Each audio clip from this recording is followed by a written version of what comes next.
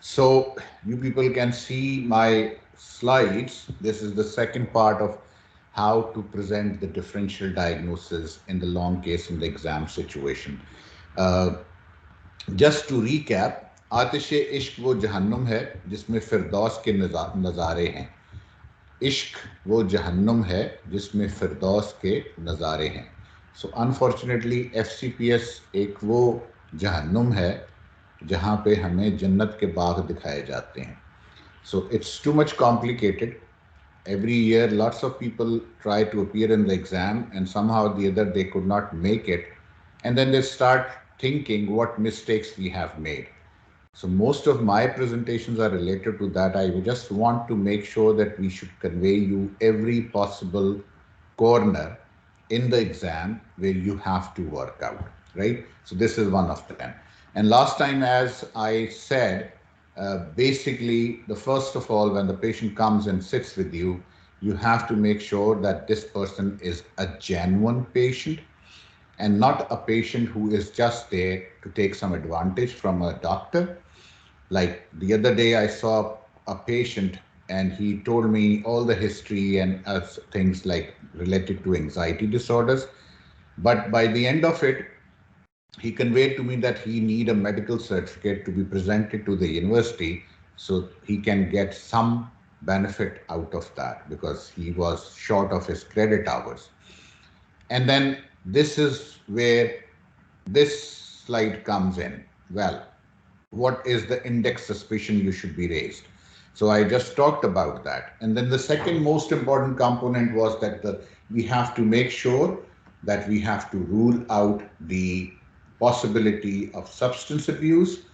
And then afterwards, once the substance abuse is ruled out, then we usually move to general medical conditions. So we have to rule out the physical causes of the psychiatric symptomatology, or what we call in the past organic rule outs in psychiatry.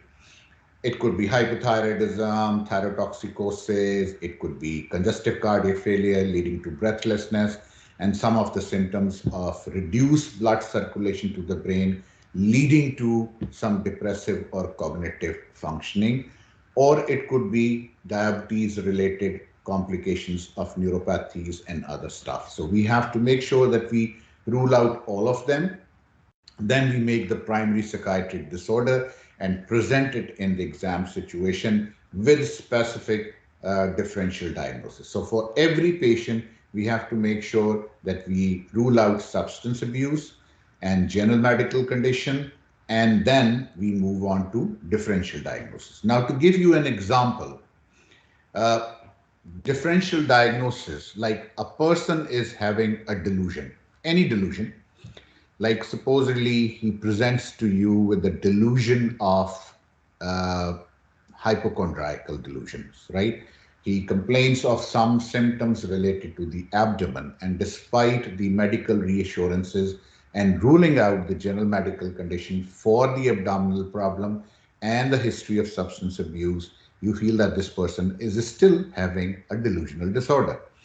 So whenever there is a delusion, and if you have ruled out the general medical condition and substance abuse, list of differential diagnosis that needs to be presented is mood disorders, delusional disorders, schizophrenia, grief, or bipolar affective disorders. So minimum of 5 categories you should include. But of course, this is not the end of the list. There are so many other things which can come in the delusional disorder differential diagnosis. I have mentioned only 5 because I want you to remember these ones minimum. So rule out substance abuse. A person is having a delusion of grandiosity. You rule out substance abuse. You rule out deliriums due to general medical conditions. You rule out mood disorders, delusional disorders, schizophrenia, grief, and bipolar disorders. And then by the end of it, you will say, on the basis of my assessment and my evaluation, this person is most likely to be suffering from bipolar affective disorder, currently hypomania, currently mania, currently whatever you want to call it. So this is how you have to go in the exam. Are you clear about it? Anybody, any question? No? So should I continue? So I have given you the Yes, first sir. example Continue. of delusions. If you feel that this person is having a delusion, then you will say, on the basis of my current assessment, I have to rule out the possibility of substance abuse, although on history and other examination I have conducted, there is no possible evidence of substance abuse. I have also examined the patient and considered the age and comorbidity related to the general medical conditions or some physical problems which can induce these kind of delusional disorders. I could not find any. I need more collateral information and objective data to reconfirm my diagnosis. On the basis of current evaluation, my differential diagnosis is a mood disorder, delusional disorder, schizophrenia, grief, or bipolar disorder. My working diagnosis will be bipolar affective disorder, currently mania. Am I clear? Any confusion about it? Okay. Should I continue? Yes, sir. You are clear. Yes. Okay. Now, the second most common psychiatric, the things that I'm trying to cover is most common psychiatric morbidities that you have to present in the exam situation. So the second person comes in and you assess him on the history, mental state, physical examination in the long case, whatever the time allows. And then you have to present your differential diagnosis in patient who is having hallucinations. So you will say again, number one, on the basis of my assessment and my evaluation, I have seen the patient in detail and tried to rule out the possibility of substance abuse disorders. I have also tried to rule out the general medical conditions. However, I will still require further assessment, collateral information, and objective account to make sure that I am not missing anything. On the basis of this assessment, this person is having the differential diagnosis of possibility of neurocognitive disorders if the age of the person is above 55 or something like related to it, or if there is a possibility of head trauma, head injury, you will say neurocognitive disorders. If not, then the second possibility is dissociative or conversion disorder. And if there are no stressors or no specific symptoms related to conversion disorder, you will say there are possibilities of schizophrenia, grief, or bipolar affective disorder. But as I was not able to ascertain on basis of this, I have ruled out the possibility of neurocognitive disorders, conversion disorders, grief, and bipolar. My most likely diagnosis is schizophrenia. So, when you are seeing a patient having hallucinations, this is how you will go for it. Can I repeat myself, or do you want me to repeat myself? कुछ तो बोलो. Anybody? नहीं नहीं sir. You don't need to Okay. repeat yourself. It's clear. So if मतलब I अगर किसी won't और को be, लगता है. remember all of these steps. These are important. And this is the reason why I feel that I should repeat myself again. You are in exam situation, you see the patient is relatively mute or having some posturing or gesturing or any signs of catatonia. How will you present the differential diagnosis? So you will say, on the basis of my history and assessment, I have ruled out the possibility of substance abuse disorders.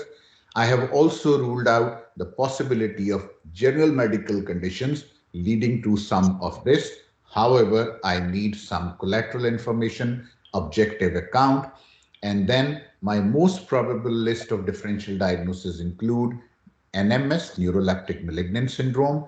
It could be medication induced. It could be associated with bipolar disorder, dystonia, delirium, major depressive disorder, and schizophrenia.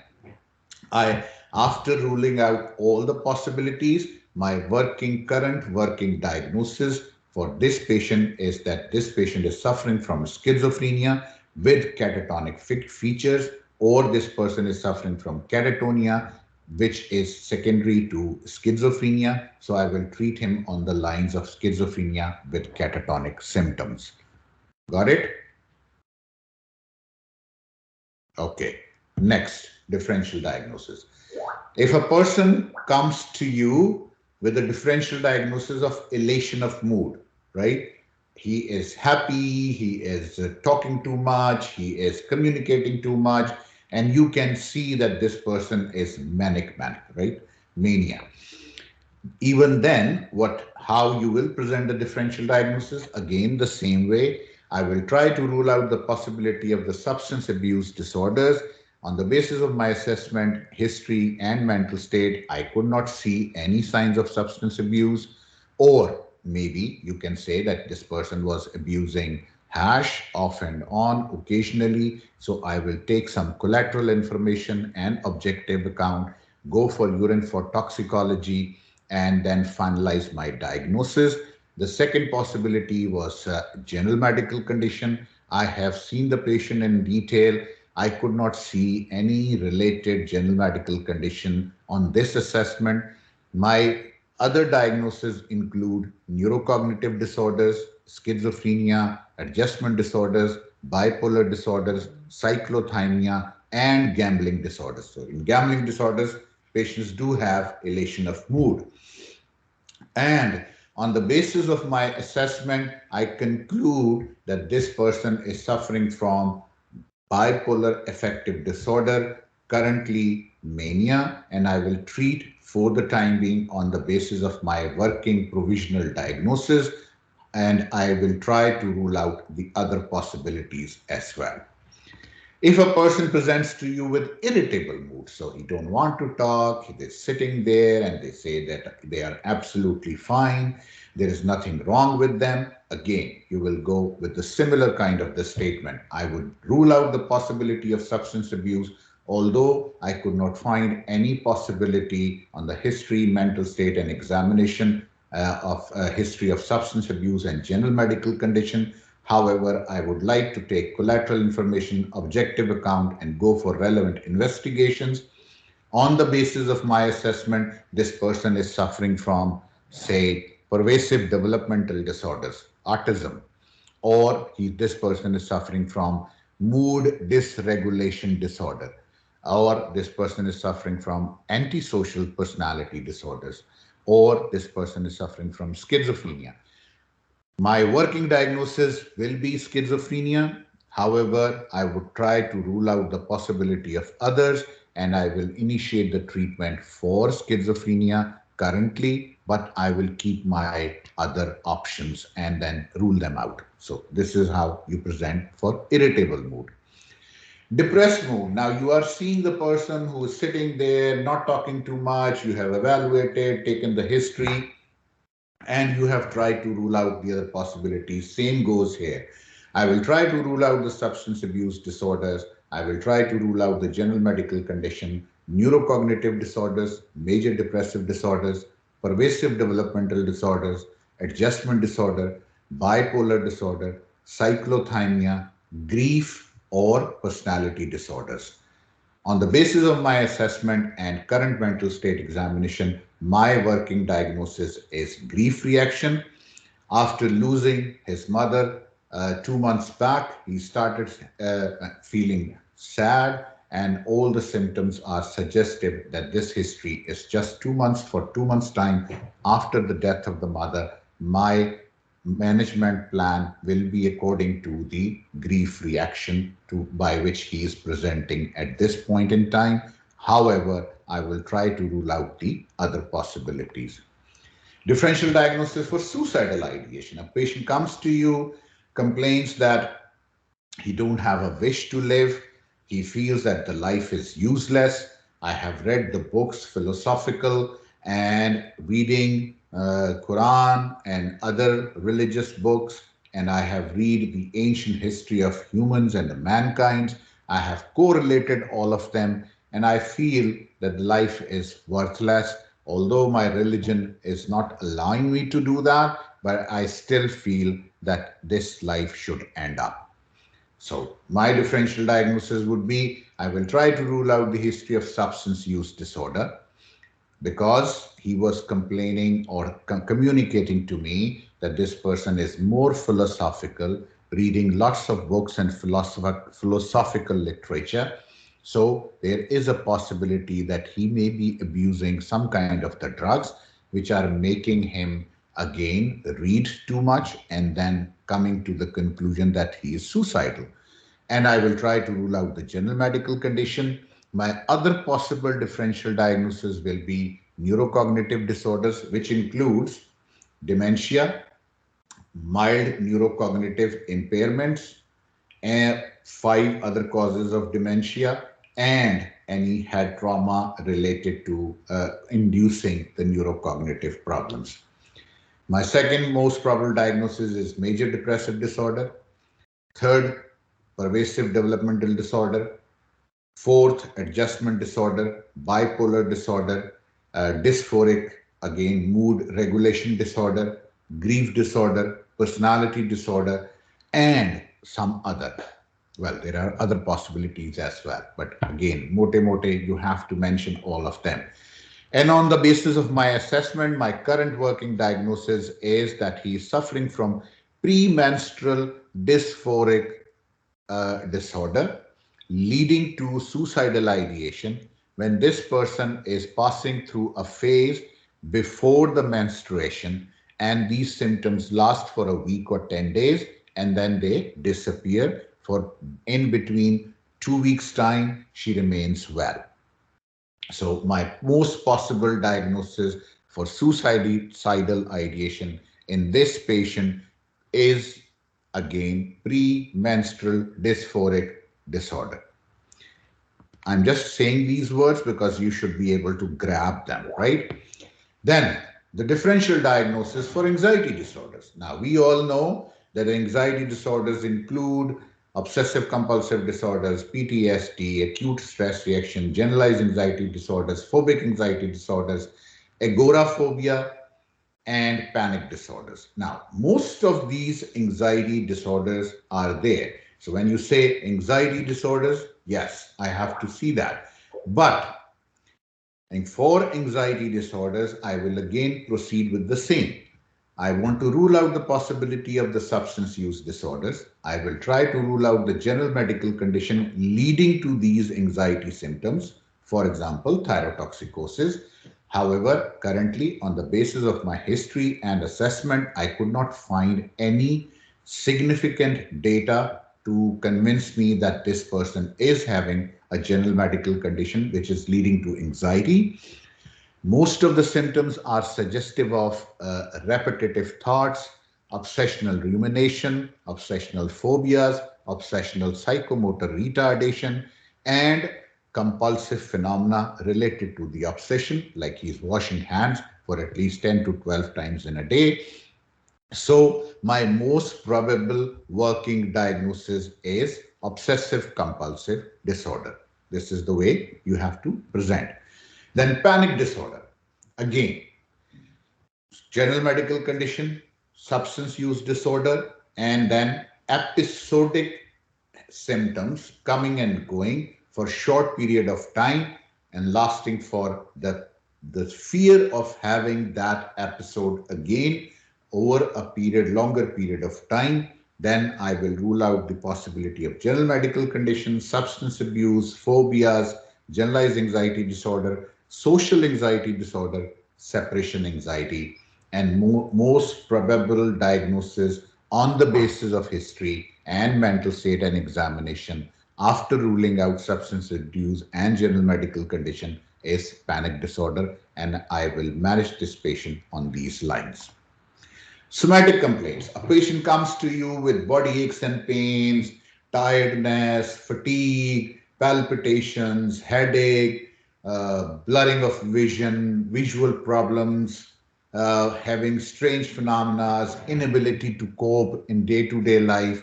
So the differential diagnosis includes one, if this person is having any possibility of factitious disorder, two, conversion disorder, three, general medical condition, substance use disorder, bipolar affective disorder, borderline personality disorder, panic disorder, somatic symptom disorder, which is again conversion, adjustment disorder, illness disorder, psychological phenomena leading to somatic complaints, or major depressive disorder, psychotic disorders, and other neurocognitive disorders. So the list is long. With somatic symptoms, these are the possibilities. However, on the basis of my assessment, I have ruled out most of these. I am now conclusively sure that this patient at this point in time is suffering from conversion disorder, and I will treat the patient on the basis of this. So, if you have evidence related to the conversion, don't say conversion disorder straight away.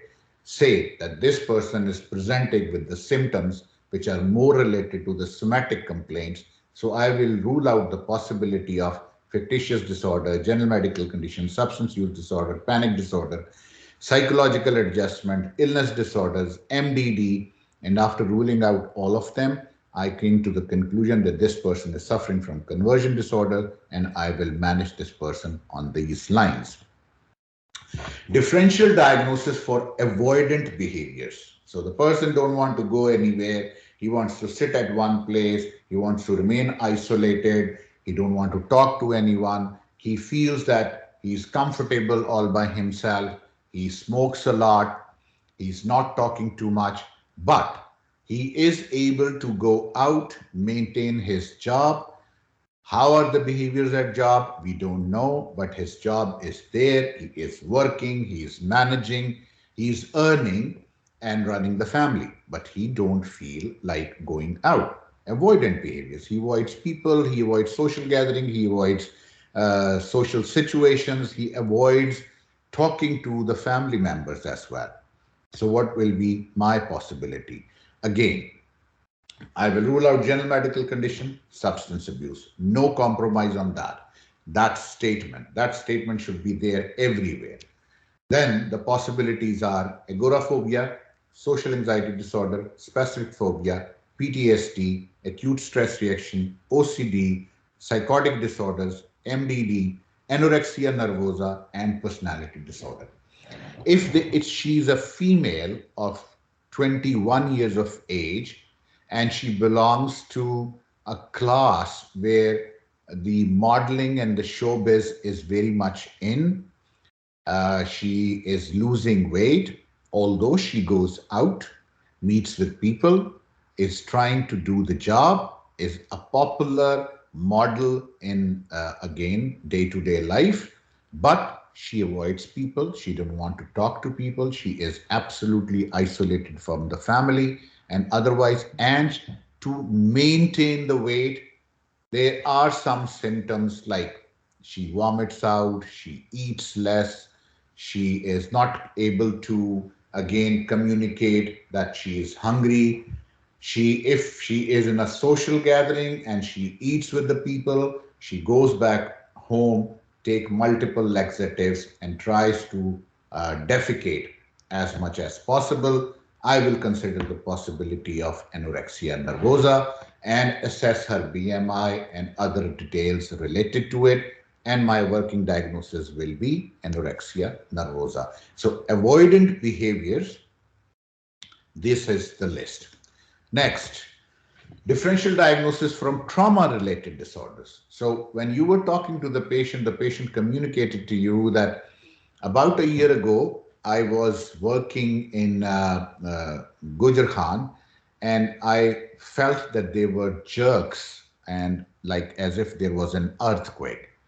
I rushed out from the place, and after that, I came to the news that there was a massive earthquake in Kashmir, which made 20 people or 100 people passed away. Since then, I am not able to focus myself. I'm not able to concentrate. I'm not able to perform my responsibilities. I'm trying to do all that stuff, but unfortunately, still, I am not capable of doing it.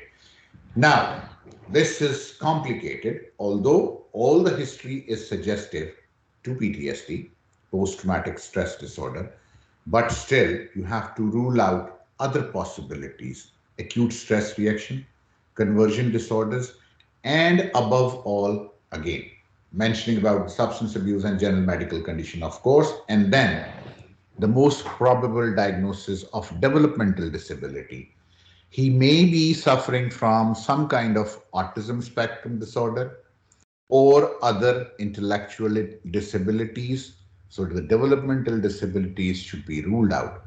Trauma is very common with people with intellectual disability and autism because these children, they at home, they are not cared as they should be. People take lots of time to understand this patient is chala, this patient is again ऐ ते जी बीबा जे आदमी ऐ ते जी बस ਕਿਸੇ ਨੂੰ ਵੀ ਕੁਝ ਨਹੀਂ ਕਹਿੰਦਾ ਪੀਰ ਫਕੀਰ ਹੋ ਗਿਆ ਹੈ so all of these things are continued since the childhood.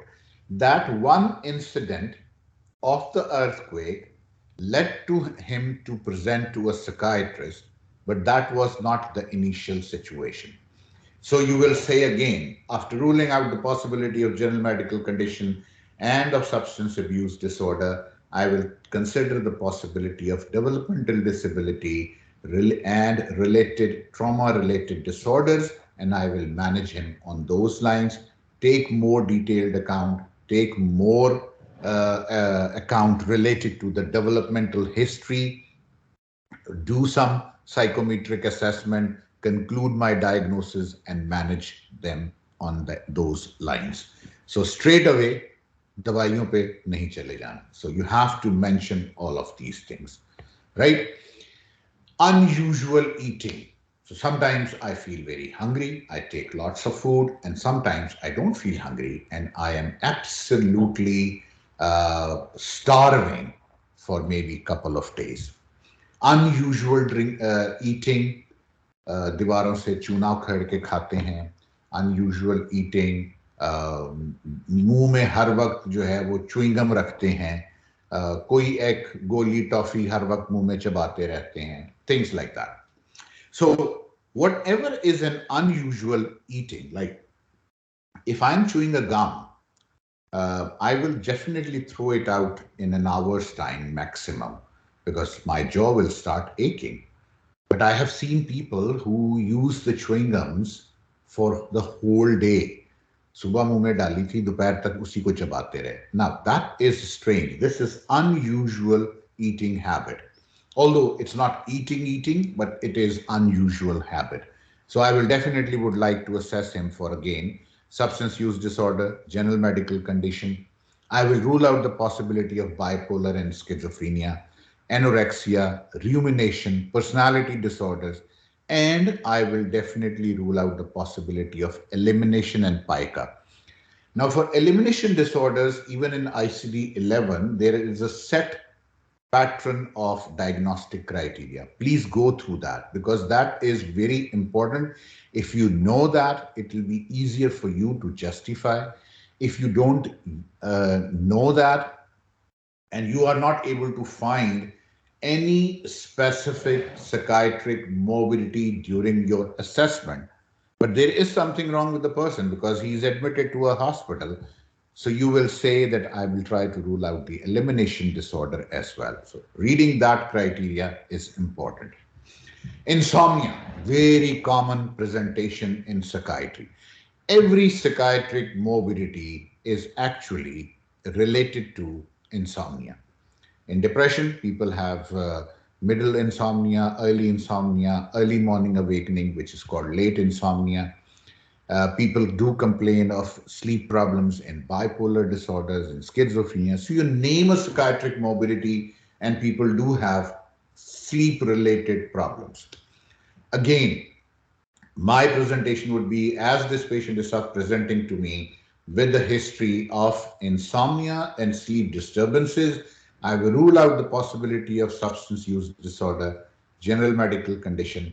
I will also try to rule out any major psychiatric morbidity like schizophrenia, bipolar, major depressive disorder, and other stuff. And if I was not able to assess him for any major psychiatric morbidity, I will consider narcolepsy, sleep disorders like restless leg syndrome, night terrors, or sleep apnea. Now, sleep apnea is a very, very common disorder. People don't assess it.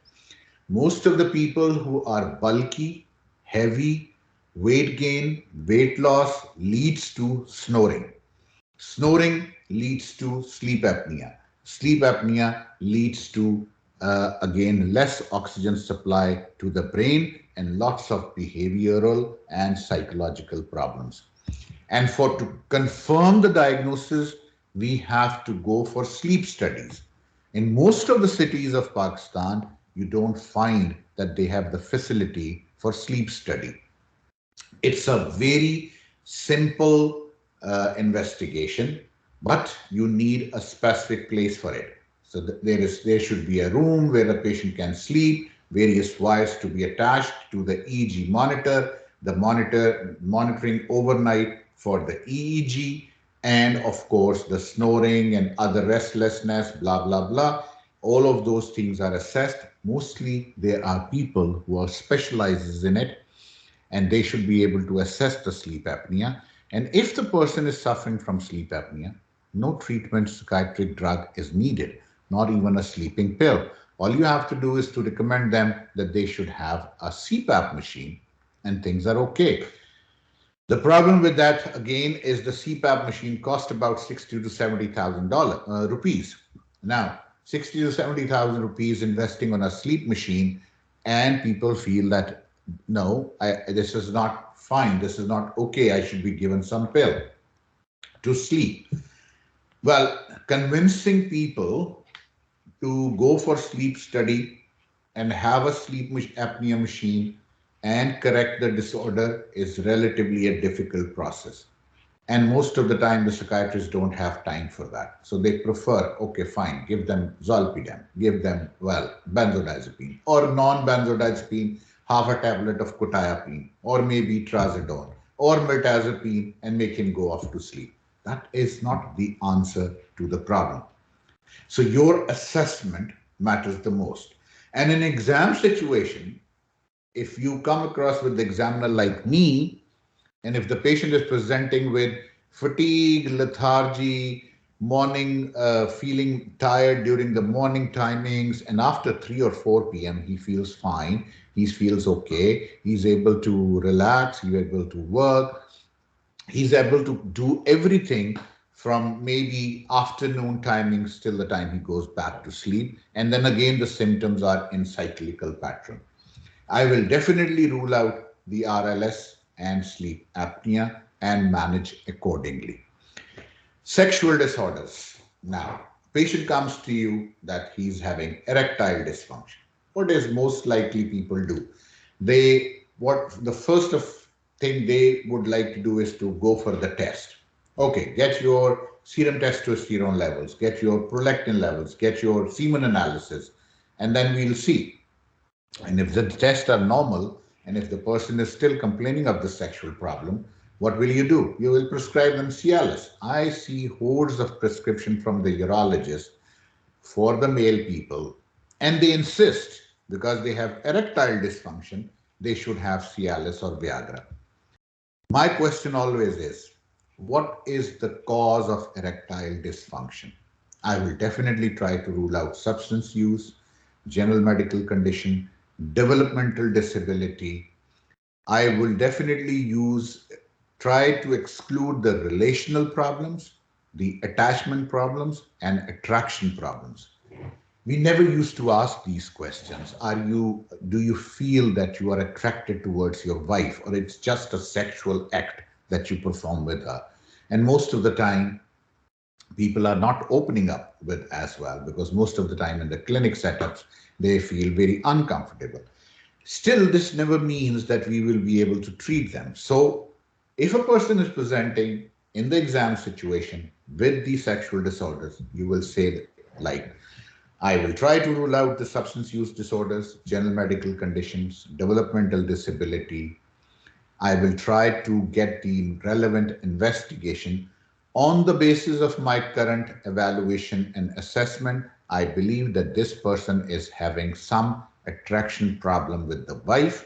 I would like to go for psychological assessment, psychometric assessment, and if needed, then I will go for psychological intervention. No medication is needed, right? So this should be the way you should move forward.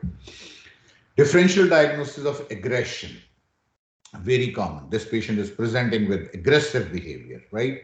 Again, substance use disorder, general medical condition, neurocognitive disorders, personality disorders, then psychosis and mood disorders, and even then, if you have ruled out the possibility, then conduct disorders, defiance disorders, autism spectrum disorders, developmental disabilities, anxiety, impulse control, OCD, etc. In psychiatry, I was just reading there are at least 44 causes of aggression. We cannot name all of them in the exam.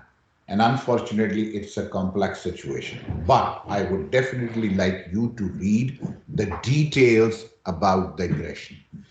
How patient present, what is the most common presentation, and how to proceed with it. Deliberate self-harm. Again, complex. Substance use disorder, neurocognitive disorder, personality, psychosis, OCD, trichotillomania, sadomasochism. Now, how many of us do diagnose sadomasochism in our clinics? I believe most of the psychiatrists, they don't. Again, because either they don't present to us or they present to the physicians and come to us only if the things are complicated and there is primary psychiatric morbidity. So you won't get this in the exam situation, the sadomasochism thing, but just keep this thing in your mind. Movement disorder can lead to self-harm as well. Fictitious disorder, adjustment disorders can also lead. Self-harm in psychiatry, again, is a very common presentation. तेजाब P लिया, acid P लिया, गोलियां ज़्यादा खा ली, अपने आप को काट लिया, बाइट कर लिया, ठुड्डा मारा, अपने हाथ मेज पे जोर जोर से मारे, दीवार को मुक्का मार दिया. Now, these all are actually self-harm. And again, just like aggression, self-harm has a long list of differential diagnoses. You should be at least able to tell 5 or 6 in the exam to close the case. Otherwise, they will keep asking you the question. Memory loss, substance abuse, general medical condition, neurocognitive, MDD, dissociative, PTSD, and fictitious. So these are some of the differential diagnoses that I have covered. Any question?